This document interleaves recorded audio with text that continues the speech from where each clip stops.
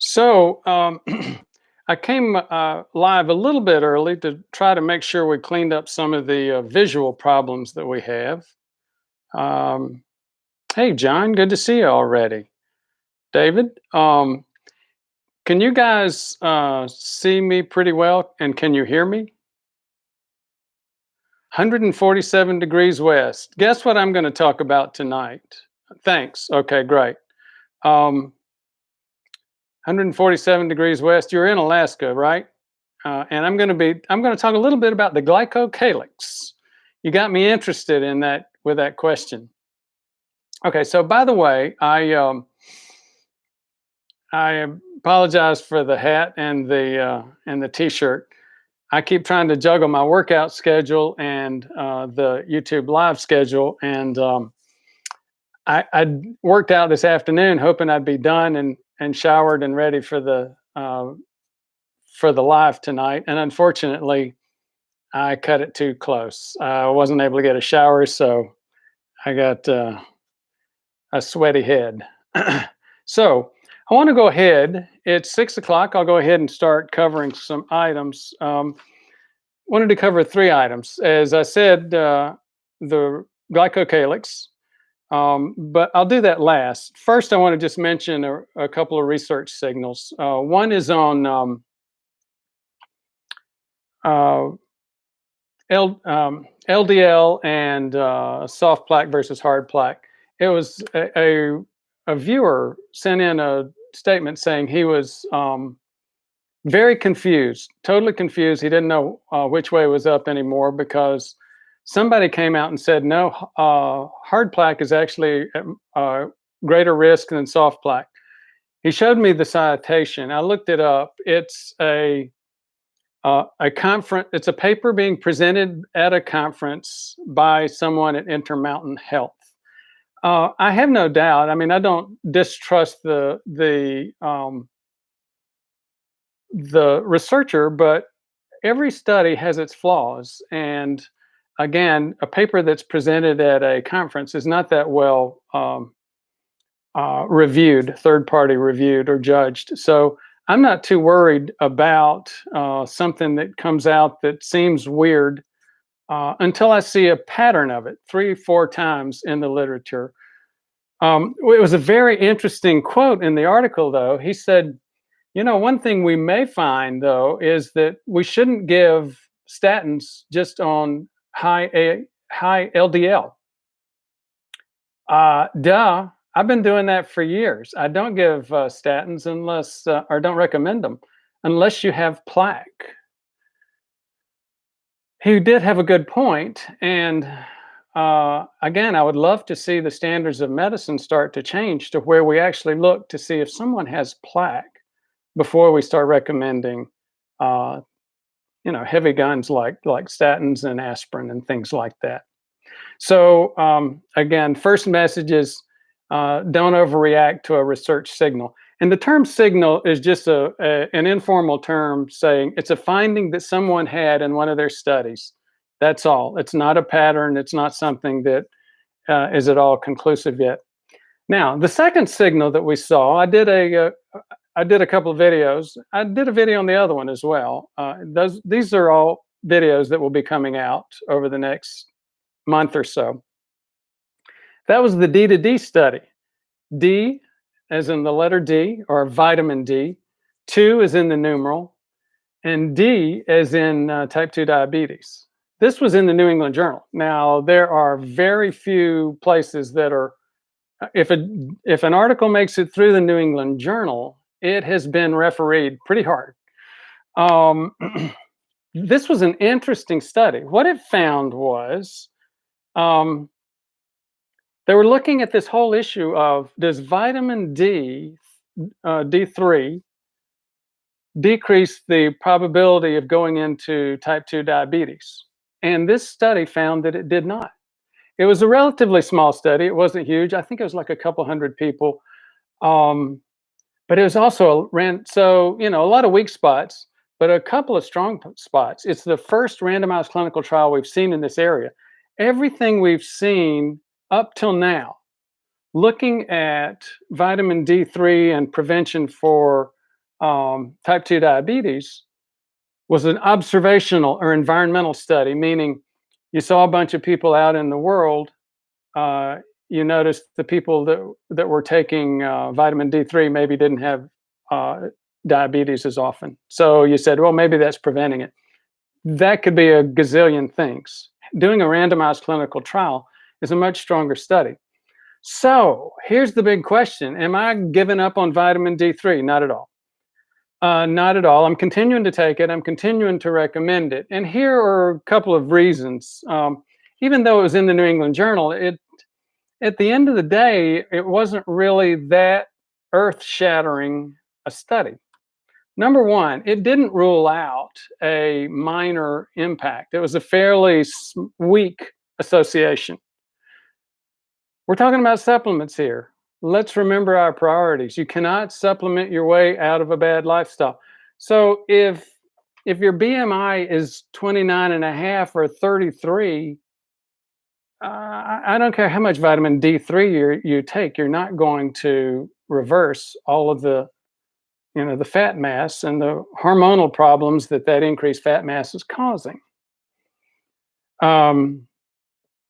Here was the second reason, the second major weakness to this study. They didn't look at people that were totally pre-disease state. What they looked at was people that were already insulin resistant. So in other words, they already had this insulin resistance disease process going on. People like me, people like over half of us after we get to age 60. And then they look to see if they decrease the probability of them going on to type 2 diabetes. Now, that's important, especially if you're one of us people who already has insulin resistance. But how important is it? Again, I'm not stopping my D3. So here's one other question about that point. That whole study design implies that you're okay when you have insulin resistance. You're just having a problem once you get full-blown diabetes. Nothing could be further from the truth.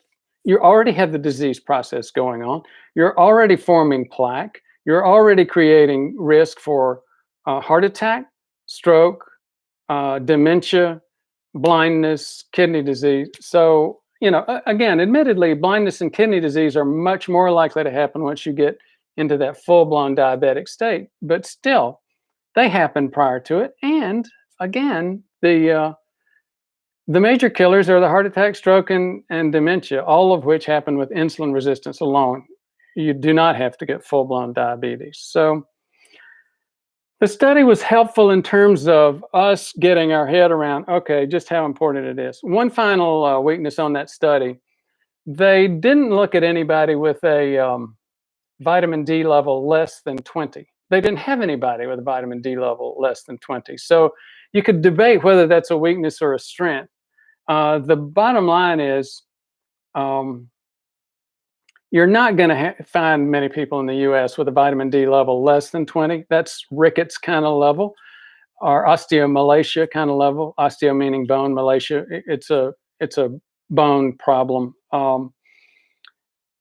So if you're not going to find people in the US, except people with significant other types of risk, like elderly and some other risks, then the question is, how significant a weakness is that? It's not a big weakness, but again, it wasn't an earth-shaking study. So a couple of signals, study findings out there in the blogosphere, digisphere, stratosphere that thought I'd give you an update on, and then we'll talk. We'll deal with a few questions, and then we'll go in and talk about glycocalyx and the capsule and the slime layer. So, Uriel Wong, hi doc. I was wondering if the use of catheters could damage the glycocalyx. Well, I'm sure that if you're putting a catheter in the artery wall, of course it's going to do some immediate damage to the glycocalyx. The question is, for A, what are you doing the catheter for? And B, how long-term a damage is that? But again, that's a good question. Um, Maybe a question more for when we get into that discussion. Loretta Dillingham, good morning. Loretta, you must be in, I don't know, the Philippines or somewhere? Joey Boombox, hello, Joey, good to see you. Hello from Aberdeen, is that Washington? Carolyn, I like the cap and the T-shirt. It becomes you, Doc. Oh, well, thank you very much. That's, as you may have noticed, that's South Carolina. That's on the South Carolina flag, and I was born in South Carolina. And we have a home down in on Kiowa Island. I love the place. Tom Bell, the med scientist marketer. Love your videos. Just got an angiogram, and they found several blocked arteries in my heart, including one that is 100% blocked. Making your content very, in caps, VERY, interesting. I bet. Thank you so much for sharing that, Tom, and our prayers go out to you as you deal with this. Loretta Dillingham, I believe vitamin D3 is just one ingredient in the anti-inflammatory mix. I do too, and again, something the jury's still out on. I'm not stopping my vitamin D3 and not stopping recommendations on it, and I'm not stopping recommendations regarding levels. Another sort of questionable component, they accepted the standard levels, saying that 20 to 40 were normal levels, and above 40 were risk levels. I thought that even the standards groups had changed that by this point, but maybe not. So let's see, unless we've got any. Hello from Scotland. Oh, Aberdeen, Scotland. Richard Petty. Thank you, Richard. Hello to you too. Let's see if we can pull up a couple of pictures on the glycocalyx. What is the glycocalyx? Well, if you look at bacteria have glycocalyces as well. And I'm going to be fixing this problem with the light. A fellow named Richard Lunn, who's done a lot of this kind of production work for some really big names like Johnny Carson, is helping me get out of my high school level production and get into a little bit better. I'm not going to do his level of production, but anyway, this is a capillary cut sideways. This is the flow, and this is the inside wall. We've talked about the intima layer many, many times, and it being a single-celled layer. But what we haven't talked about, and what 147 degrees west reminded me we should do, is the glycocalyx. This glycocalyx, let's break them down, break the word down just like we always do. Glyco meaning sugar, calyx meaning skeleton or sponge kind of layer. Those are some of those glycocalyx fibers sticking out into the lumen or the hole that this flows in. Now, what's interesting about that? Well, that actually may be where a lot of the action happens. If we've talked many times about blood sugar and LDL slipping through the endothelium and getting stuck into the media layer of the artery. Well, guess what? If you damage this glycocalyx, by the way, that glycocalyx also has a mucus layer. This is a drawing of it. There we go. That's a drawing of it. Hopefully you can recognize that. That's a red blood cell flowing in the blood flow, and this is the glycocalyx here. And it's sort of what we call a proteinaceous glycoprotein kind of. It's like snot, pardon the imagery, but that's exactly what it is. There's a capsule layer and a slime layer. and the flow actually happens up here. Think of a river in a marshland. The flow actually may go pretty fast in the middle of the river, but once you get further out towards the edges where the marsh is, it slows further and further. Now, think about it though. I mean, the marsh, this is just like the marsh, in the real biological activities happen right there in that marsh where the flow is slowed down. There's all the baby fish there, the snails, the crabs, the animals are eating the plants, So same thing here. All of those biochemical processes, the transfer of blood sugar from the blood into the cell wall, again, happens right here. The insulin receptors, all of the other types of hormonal receptors, all are there inside the cell wall or cell membrane, and they have these fibrous projections, glycoprotein projections sticking out into the area. Now, guess what happens when you damage that glycoprotein, that glycocalyx area? Here are some images of damaged glycoprotein area. Well, one thing that happens is that LDL starts slipping through that intima layer and getting lodged in the muscle layer of the artery and capillary walls. Another thing that happens is these things normally, these hairs detect the flow, the shear of the flow going through the artery. When it increases, they stimulate arginine and some other things to come together to form what? Nitric oxide. So that increased flow causes increased nitric oxide activity. You still have the mechanism for creating nitric oxide in the artery wall when the glycocalyx is damaged, but you don't get that nitric oxide development because these shortened, clipped glycocalyx hairs, can no longer sense the increased flow. So one other thing that happens, these white cells are routinely just traveling along these the capillary and artery wall areas. When they come to an area that is, the glycocalyx has been denuded, cut short like this, they stop. And what happens when white cells stop? Well, if it's a polymorphonucleoside, it starts releasing myeloperoxidase. If it's a, oh, I'm blanking on the name, I'm a senior moment.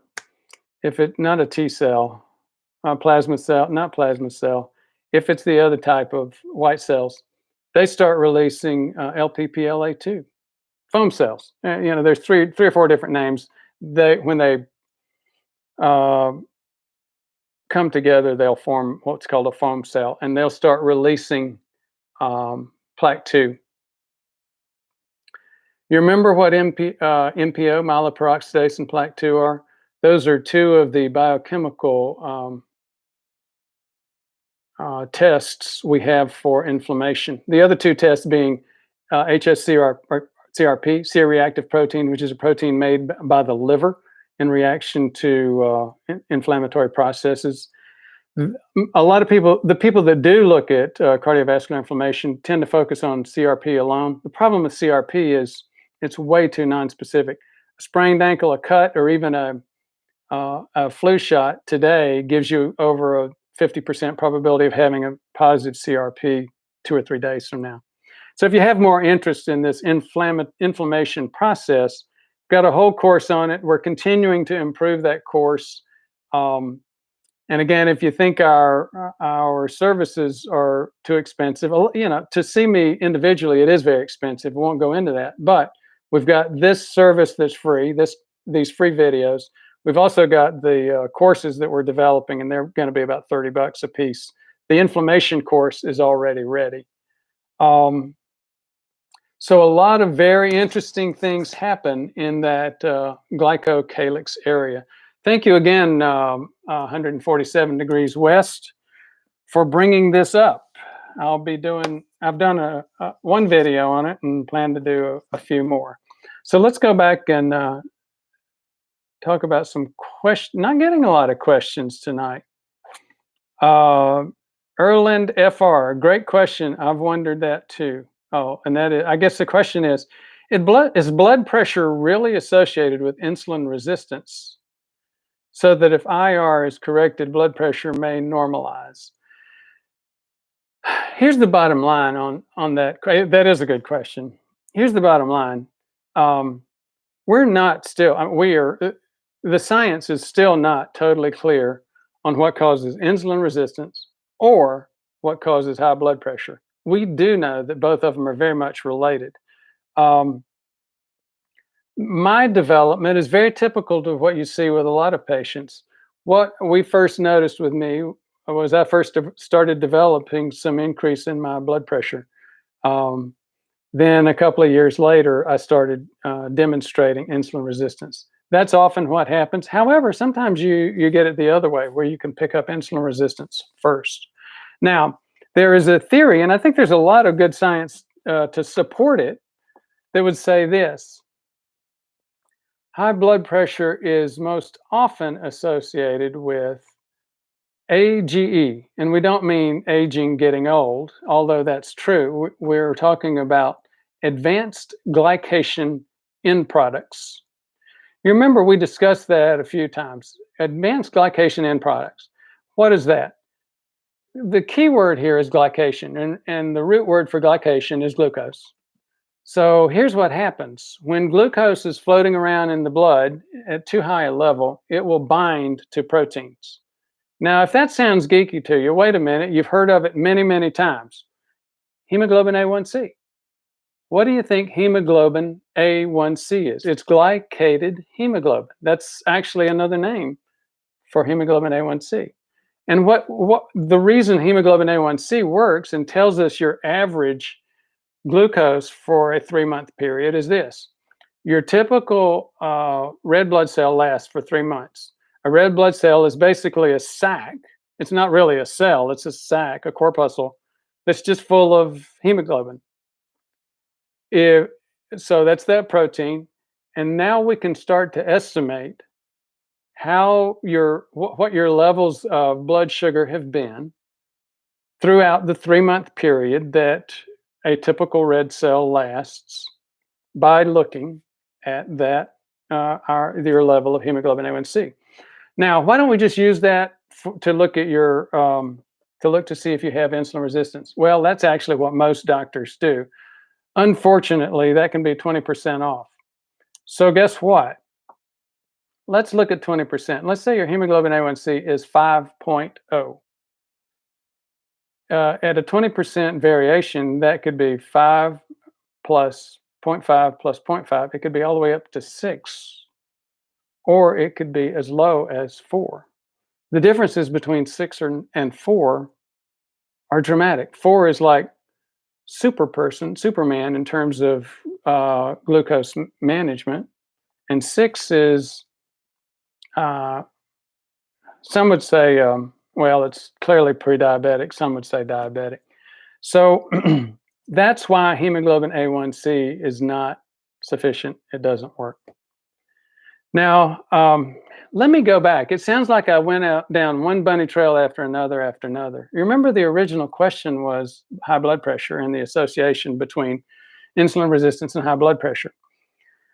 So if you go back and you remember the statement, high blood pressure is most often probably associated in the beginning, started from AGE.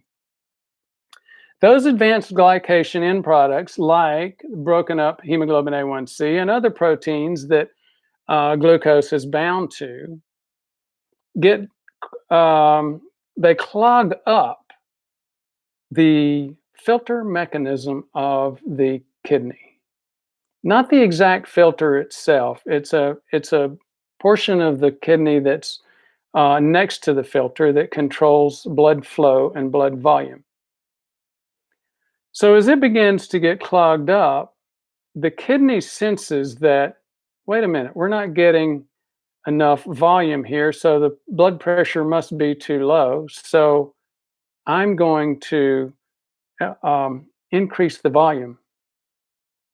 Well, if you continue to, you've got a mechanism inside your kidneys continuing to increase the volume within the same space, that's going to increase the pressure. So again, as I said, the bottom line on the research on all of that is it's still pretty murky. But if you begin to see it in that way, that helps you begin to understand, gosh, that may be one of the major reasons why the linkage between high blood pressure and insulin resistance is so important. Craig Larson, Craig, Idaho. What about HOMA-IR blood tests for IR versus OGTT or CRAFT insulin tests? HOMA-IR is really good. It's just even more I don't even mention it in the insulin resistance course. And here's why. It's really more of a, I mean, you could use it. It's a little bit more technical. It's a little bit more academic, and it's really more something for research. From a day-to-day patient production, getting the right answer so a patient can interact and decide what to do next. You've got some really good methods. I mean, you've got insulin resistance. I mean, you've got the OGTT. These days, we've actually even finally been able to negotiate with Quest Labs to add an insulin test with each of a 2, sometimes even 3-hour OGTT. So then you have not only the blood sugar level in response to that challenge, but you also have the insulin level, which adds in the critical piece. If you can't get them that way through the national labs, and we weren't able to for many years, then you use something like a CRAFT insulin survey. So it's obvious, Craig, that you know a lot about this space. Is a keto, another question from Craig, is a keto-like diet the only or the best way to aid insulin resistance? And what about low-carb vegan? Actually, you don't have to do keto full-blown to you know, I'm stating that as fact. All of these are debatable points, and there's science both ways. But here's the thing. You can do low-carb vegan. I have demonstrated that many times in my own diets and manage your blood sugar. The one thing that we do know is that as your blood sugar continues to rocket up past 120, 140, 180, you're burning your arteries. You're burning that glycocalyx that we talked about. You're burning that slime layer. You're burning your capillaries' ability to transfer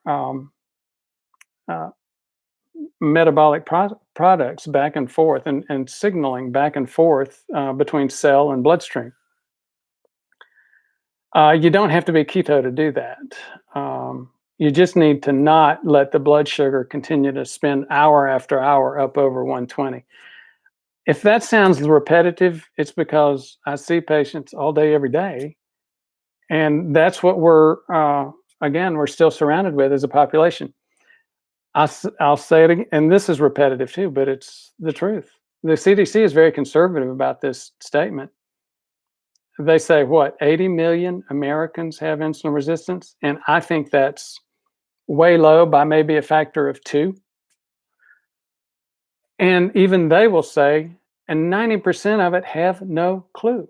So if we could just get people to start using continuous glucose monitoring and start looking to see how often their blood sugar is going up over. Hey guys.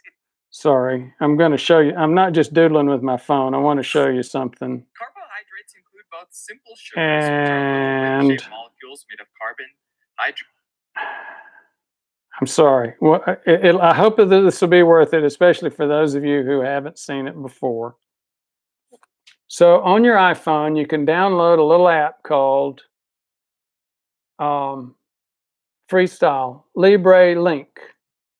Let me show you what that app will do. That's my blood sugar values over the recent past few hours. Um, I had a gap. My button ran out. What do I mean by button? And see that value is 80 to 120. I think that was when I agreed to go have some pizza with Jeffrey to break my fast the other day. I usually do a 2-day water fast. This is the button. So that button stays in my arm for 14 days, and I'm not full-blown diabetic. I'm nowhere near it. My last hemoglobin A1C was what, 5.4, something like that. The highest I've ever had was 5.7. And so here, what you do is you can click on that, and it says ready to scan. As you saw, it has a Bluetooth technology. It scanned it and it said it's 112. It spiked up to about 125 when I worked out. That's one of the things you'll find if you start watching your blood sugar level on a continuous basis. Working out can actually cause a temporary spike. But back to the point, very, very few people that I run into even know about this process. It just became available over the past year, 18 months. And few people know anything about the dangers associated with blood sugar. So, and again, if you look at the literature out there, this is pre-continuous glucose monitoring. If you look at the science out there, it would indicate that over half of us by the time we're age 60 have insulin resistance. That's a conservative number coming from Jenny Rule, looking only at hemoglobin A1C and fasting glucose. The CDC would say, maybe it's 30 to 50%. There was a study a year and a half, 2 years ago from LA, UCLA, School of Public Health. In California, it was way over 50%, 50, way over half of adults starting at age 30, not starting at age 60, had insulin resistance. So, it's just a huge problem that we don't know about. Speaking of which, none of those studies took advantage of continuous glucose monitoring. And what you would imagine, what you'd expect to see is exactly what's happening. People that, where everybody, including their doc and the scientists, thought these are totally healthy subjects. They have no problems with this. They're having, once you start doing, looking at healthy groups with these monitors, even healthy groups are getting spikes up into the 180s, 200s, stuff like that. So we've got a lot to learn in terms of blood sugar values. And unfortunately, the vast majority of us are just totally clueless in this area. So thank you for listening to my diatribe and your patience. 147 degrees west. Are you going to do an unboxing of the Kraft insulin test? Hey, that's a great idea. I still have an unboxed one in my room. I don't have it close by, but I'll do that maybe next week for the YouTube live event or a video. Not sure. I'm not going to do. I don't plan on doing all the sticking. It's a blood stick test. Whereas if you get OGTT at a reference lab, they'll do one draw here, and it's in some ways a little bit simpler. You can do the Kraft insulin survey at home, but you're doing a lot of sticks and putting blood spots on pieces of paper. James Hancock, if berberine can help protect the glycocalyx, seen one small study, is it likely that metformin might have the same mechanism? It's very possible. We think we know what's going on with metformin, but we don't. There are at least 2 other possible mechanisms for metformin. There's clearly evidence that metformin stops the liver or slows down the liver's production of It's not glycolysis. What's the word I'm looking for? Oh gosh, another senior moment. Somebody help me out. When you put all of the glucose molecules together, you get blank in the liver. Anyhow, metformin slows that process down. When the liver does do that, it's spewing sugar back out into the blood. So that's mechanism number one for metformin. Mechanism number two for metformin might have to do with the gut biome. We know that metformin has an impact on the gut biome. In fact, 20% or more of people that start taking metformin will have gas, they'll have maybe some diarrhea, but most of them get over it within a few weeks. In other words, the metformin is changing that gut biome. So that's another mechanism. As you've just mentioned, there's a possible mechanism that maybe it's impacting the glycocalyx. Cheryl McDuff, listening from New Zealand with interest. Thank you for joining us from there. I've got a couple of patients in New Zealand, and I am dying to come out there someday. It looks like it's beautiful. When I was at Hopkins, preventive medicine residents can be kind of weird sometimes, and they just travel all over the world, do a lot of public health type of activities. And New Zealand was a favorite trip for those guys. I actually had a couple of job offers to go work at what's now the equivalent of the National Institutes of Health in Canberra. And my lovely wife and bride Janice nixed that, and she's regretted it ever since, and I regretted it when she did, and I regretted listening to her. But another story, personal issue from a different time. Thank you. How is the button attached to your arm? Oh gosh, I just did something weird to this. Okay. The button is simply attached by, you know what? That's another maybe demonstration I could do on a video or a live event. It's got a little spring-loaded mechanism. You put the spring-loaded mechanism on there, you trip the button, and it goes pop. Then it's a tiny wire that's about that long, maybe half an inch long, and you don't feel it go in. So everybody that says, you know what, I don't like doing finger sticks for my blood, you don't, because I don't like doing that sticking. You do not feel this go in, and it just stays in there for 14 days. And then you just simply peel it off. So Quincy ST, it seems like keeping having your A1C in the low 4s greatly decreased your risk of high blood sugar. Oh yes. If you keep your A1C down, you're gonna significantly decrease your risk of developing high blood pressure. Now you can get it from other ways, other sources, other mechanisms, but you've just taken a major mechanism off the table if you can keep your blood sugar down. 147 degrees west from Alaska. That would be awesome as a video. I know. I would like to know what is in the box. Okay. Well, good. I'll put that down. Lucian P. Bergamot plus bergamine, a good combo? I think so. I think so. Babak Ganjavian. Hi, Doc. I watched your video on AFib. You know what? We're in the midst of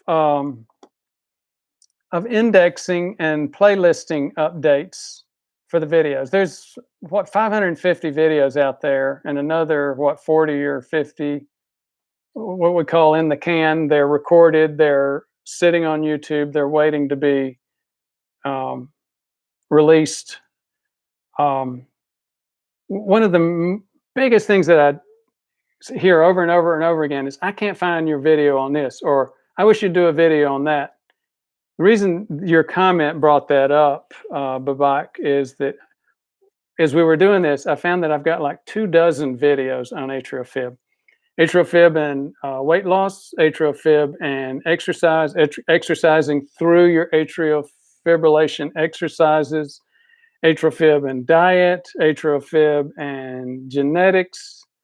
So anyhow, we've got a lot of videos, and we're making progress on getting them indexed and set up where you can find them.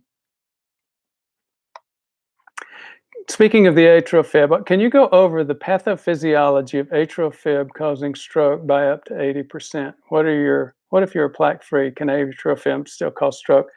I have not seen anyone. That's a really interesting. Let me repeat the question. Physiology of atrial fib and stroke, increasing the risk of stroke.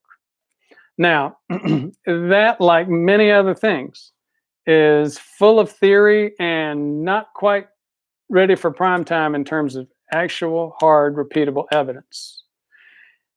So here's the two things, the two potential ways. One is, is it associated with plaque? And your question is spot on in terms of differentiating that mechanism. Is it plaque, or is it a clot that forms in that quivering atrium? Because when you've got atrial fib, instead of having the atrium do like this and push all that blood out, that atria is just doing like this. And the theory, and I think for several reasons, this is probably going to end up holding it out to be true when we are finally able to prove it, is that you're forming tiny clots in here when you never completely and totally empty the atrium. Those tiny clots are breaking up, showering clots up into places like your brain. Now, the question is, can you have a stroke and not have plaque? So in other words, is plaque causing the stroke, or is a clot in your atrium causing the stroke? And again, there's some soft evidence that's very well researched that would lean towards more of the clot side. It doesn't appear to be completely dependent on plaque. You do tend to see a high correlation with plaque, but there's some bias there, because the same things that cause stroke, like insulin resistance, also cause atrial fib. So there's a lot of overlapping comorbidities and risk factors there. I'm probably going to end up just stumbling around if I go further in that conversation. I hope that was helpful. Gluconeogenesis. Thank you, Marilyn Harris. When I had that senior moment a few minutes ago, and I couldn't remember what it is that's built up in the liver and then broken down to increase sugar in the blood. Glycogen and gluconeogenesis, or gluconeogenesis is usually where the liver is breaking down, taking glucose off, each little bead of glucose off of that long chain of glycogen, spewing it out into the blood and increasing the blood. Now, metformin does slow down that process. Thank you again, Marilyn Harris. And 147 degrees west said the same thing, gluconeogenesis. The button measures interstitial glucose. Is it generally about 5 to 10 minutes behind the blood sugar glucose? Yes, but it does not get insulin. Not sure what that I understand the comment about it does not get insulin. But there's a thing called the choo-choo effect. The choo-choo effect describes when a train is going up a hill and it takes longer to show a value and then it comes back down. It's pulling a long train. That's what they're talking about with the fact that this is really an interstitial fluid, not inside a vessel. So therefore, it's actually the package inserts will tell you that it tends to be more like 20 minutes behind your blood, 15 to 20 minutes behind your blood in terms of showing a spike. And if you actually use this and correlate it with finger sticks, you'll see that's fairly accurate. Quincy Street, besides IR, what other mechanisms cause high blood pressure? Well, cortisol can cause high blood pressure. They talk about stress. They say that, people go back and forth on whether or not stress is a real a real issue, and stress is a real issue. Glucocorticoids also cause us to hold salt. Glucocorticoids are the things that cortisol and other things that cause us to retain salt, which increases our blood pressure. Pheochromocytoma, that's or multiple endocrine adenomatosis. Pardon me for all of those confusing words. All they mean is little tumors in the adrenal glands. And those little tumors in the adrenal glands are basically a little tumor that it's like fight or flight, and it's on steroids, pardon the pun. That was from Quincy ST. Joe Isaac, why don't you take a PCSK9 inhibitor? Well, Joe, why should I take a PCSK9 inhibitor? LDL is not really a significant risk for me, and it's actually not a significant risk for a lot of my patients. Now, I know there are some, talking about signals in the literature, there are some signals that lowering your LDL does help, and there's no question that it does. But here's the question. If your glycocalyx is healthy, if your endothelium is healthy, how much do you really need to lower your LDL? Now, we may get to a point where we've got enough research out there which would say, yeah, we want to get everybody's LDL down to 30. I'll be surprised if we get there. And I can't remember what my LDL is right now. I think it's between 80 and 100. It's just never been something that's caused me a problem. The things that have caused me problems were low HDL, and again, more than anything else, insulin resistance. Richard Morris, hi, Dr. Brewer. Can you explain the role of cortisol in diabetes? You know, I met an endocrinologist one time. Now, a lot of other guys would say he was out there, but it was an interesting, unique theory. And I did a video on it. See if you can find it in those 550 videos. It's like a needle in a haystack. But his theory was that stress caused insulin resistance. And his point was constant stress all day, every day. You're firing your cortisol, and your body just gets stuck in a rut. And that is what causes insulin resistance.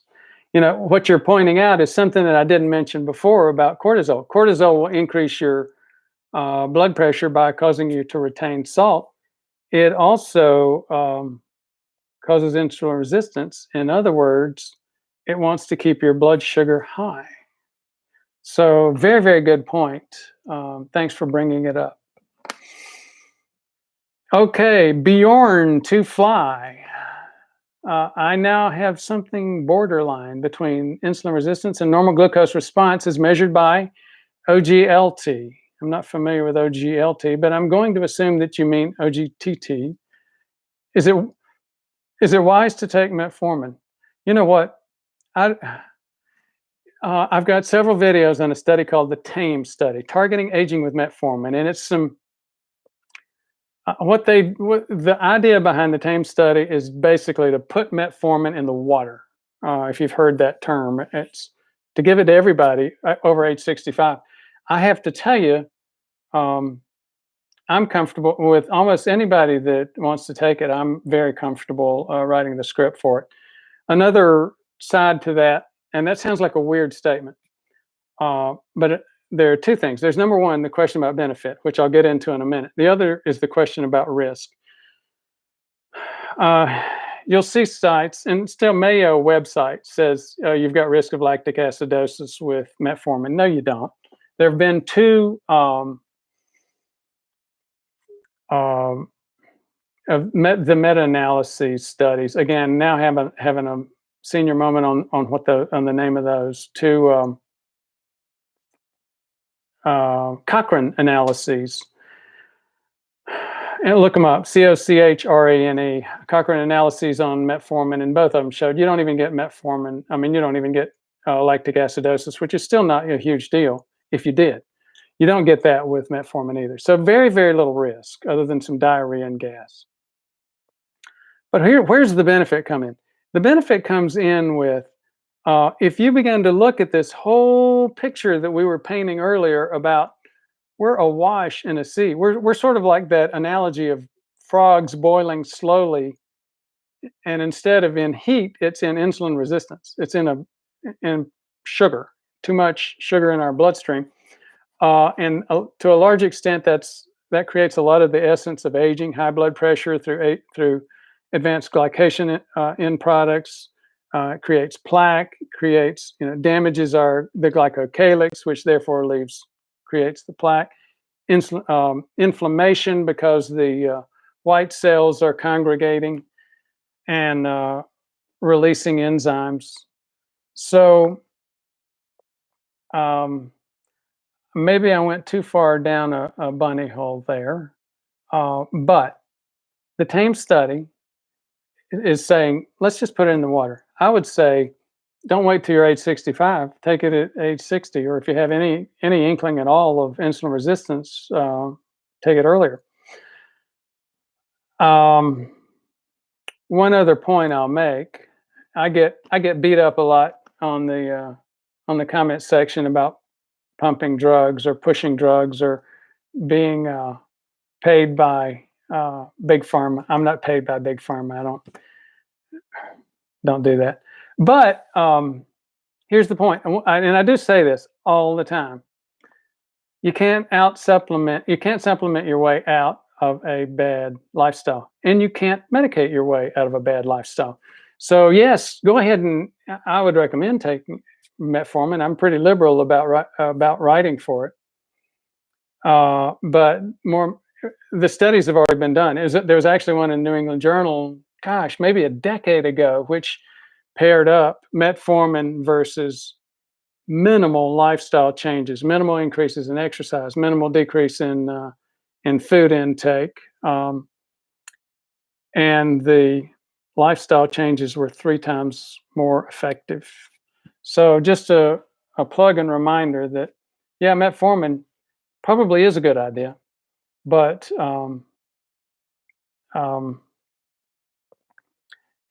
it's not going to replace lifestyle. For those of you who follow David Sinclair and some of the other longevity experts, I'll just remind you that David Sinclair started taking metformin in his early 50s. And I understand fully why. If I'd known about it in my early 50s, I would have too. Robert Ostrich, or Ostrich, I hope I'm pronouncing that right, Ostrich, please explain sometime all of the parameters Keto Mojo measures and how they can help us. That's a good question. I only know of 2 of them, the ketone level, and it does measure glucose as well. Maybe if you could give me a few more details of what you're looking for. Lucian P, cardiovascular exercise, increased cortisol too. Yeah, it does. Now, that's an interesting thing about it. As you know, the human body is like the human mind. In order to change, it needs to be stressed. So then you get into that whole delineation of eustress, EU, or true stress versus damaging stress. And so, for example, the high intensity intervals I just did and the resistance training I did were stressing my body, but I don't do them all day, every day.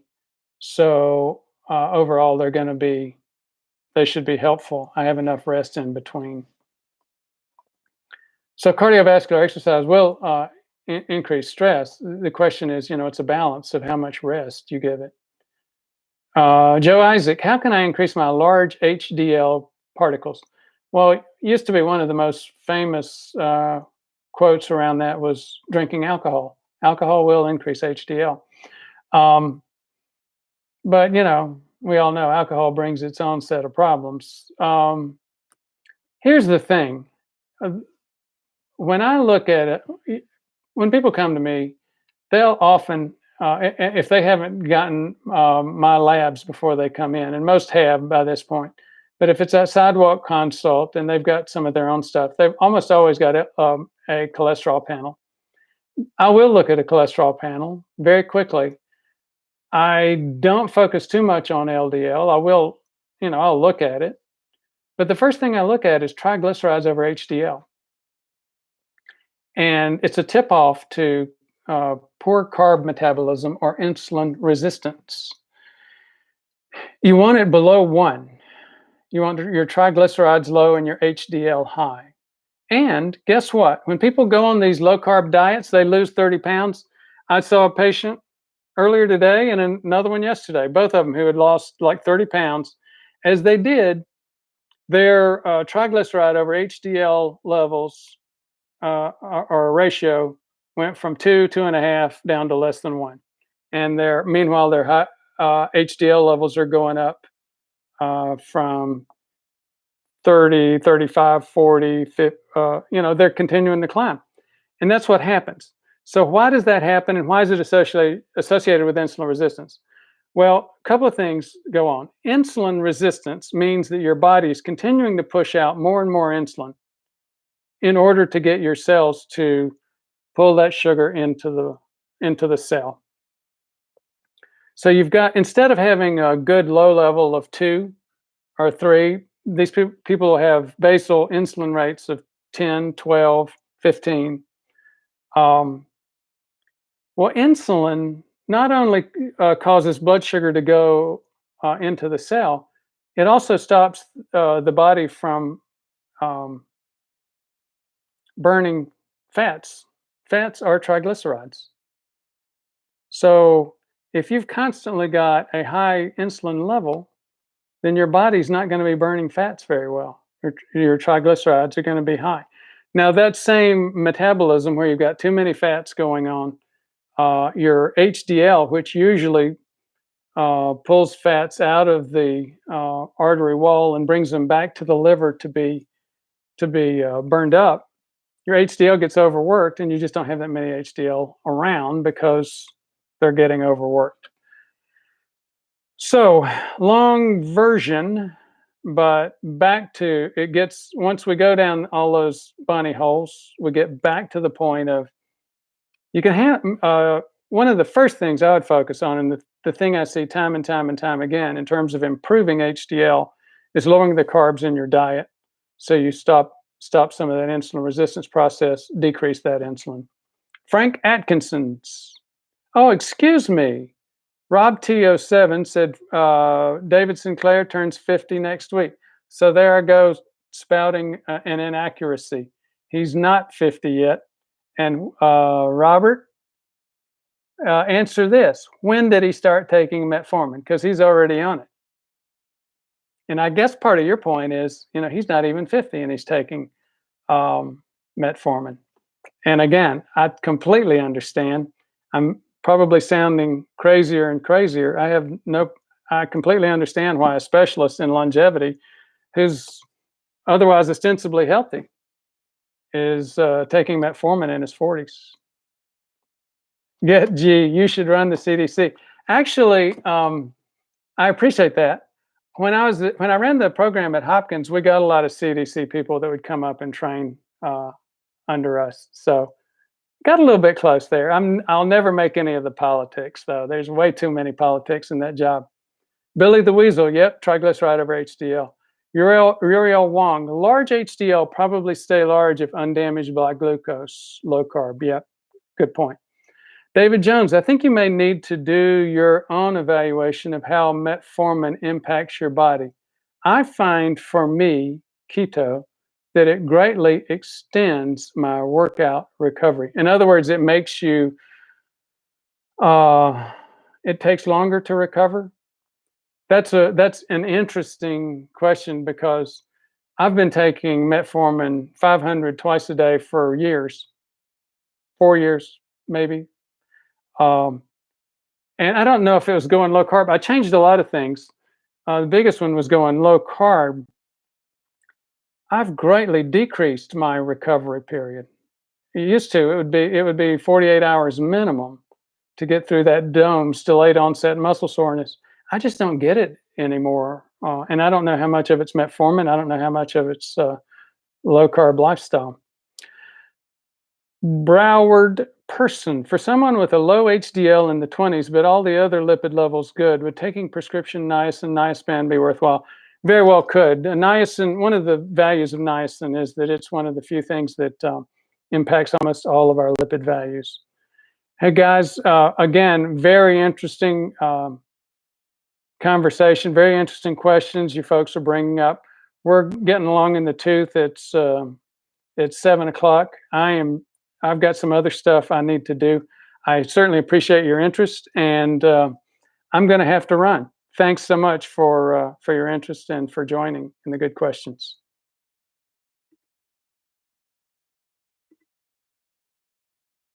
Now let me see if I can figure out how to turn this off.